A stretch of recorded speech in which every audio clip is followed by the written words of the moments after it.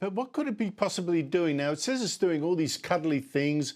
We're researching global warming. We're looking at ice cores, looking at nature and sweet little things like that. What could it actually be doing? Well, China wants to be a polar great power. The Arctic and Antarctic are very useful for the great powers for military purposes, and people have suddenly noticed that with Greenland. And if you grew up in the Cold War era like I did, the missiles in the Arctic and talks over nuclear missiles was a big feature of that era. China also looked at Antarctica in the 60s as a location for transiting missiles against the United States. It was a US and a Chinese scientist who released information on that from documents from Chinese archives.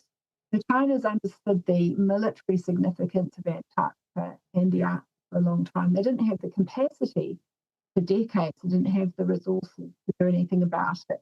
And they're doing what other powers in the Arctic and Antarctic do. They can use science for dual-use purposes. So China can operate in the Arctic and Svalbard, and they can operate in Antarctica anywhere they want to, where they are able to set up a base. And then they can do deep space research that can be used for observing missile launches.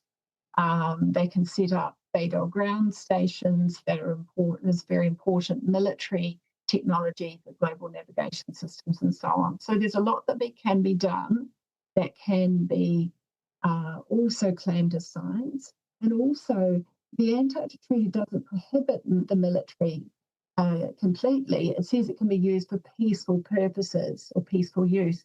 And what is peaceful use can be in the eye of the beholder. So recently, the US State Department issued an announcement that the US had gone and done a base inspection in Antarctica to see what China's up to. And that's the first time they've done that in years to challenge that kind of stuff where two things are going on at once. Yeah, absolutely. And listen, China's into power. It's into asserting itself.